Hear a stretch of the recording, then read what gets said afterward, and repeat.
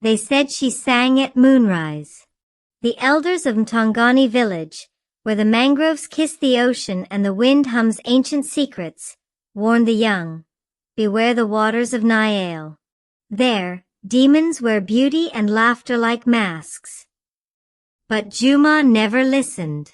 He was a fisherman, born with salt in his veins and fire in his heart. Every evening after casting his nets, he'd drift toward Elle, humming his own song to the waves. That's where he first heard her. A voice. Melodic. Haunting. Calling him. At first, he thought it was the sea playing tricks. But one night, the moon was full and golden, and there she was, sitting on a rock at the edge of the lagoon, her skin like polished obsidian, hair flowing like kelp, and eyes that shimmered like coral in sunlight. She didn't speak. Neither did he. For weeks, they met in silence and song. She'd offer him strange pearls, he'd bring her ripe mangoes.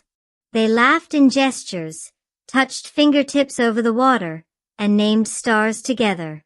Her name was Nia. But secrets do not stay hidden long in Tongani. Old Makibwana, the toothless matron of the village, saw Juma wandering too close to forbidden waters. She told the elders. He is bewitched, she croaked, by a Majimoto, a sea witch. Panic stirred. Mtongani remembered its legends, fishermen lured to watery graves, children lost near the shore, storms without warning. All blamed on the Watu Wa Maji, the water people. The council declared, "We shall cleanse our waters. At the next full moon, we will trap her. Burn her if we must." They carved hooks of bone, set nets soaked in sacred ash, hid warriors in the mangroves with torches and spears dipped in the bile of stingrays. But Juma heard them planning.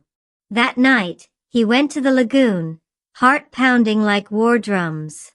"Nia," he whispered, breathless, "they are coming for you." She didn't flinch. Instead, she looked at him, sad, knowing. "I knew this would come. They fear what they don't understand. I won't let them take you," he vowed. "Not while I have breath." She touched his chest. "Then let's dance one last time." But Juma had a plan.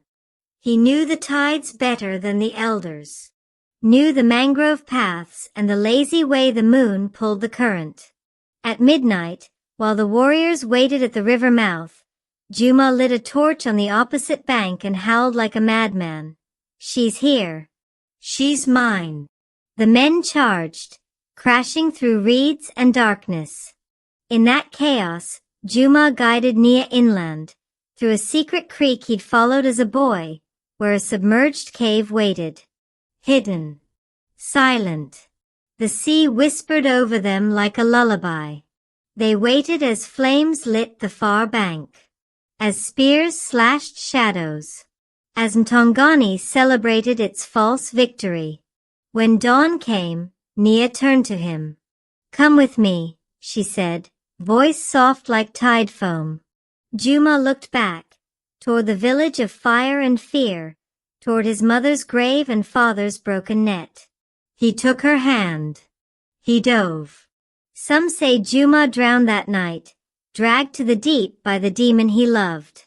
Others whisper he became something else, half man, half myth. A guardian of the reef. A shadow under the waves. But on moonlit nights, if you sail too close to Elle, you might hear two voices, one male, one hauntingly beautiful, singing a love song older than fear. And the villagers?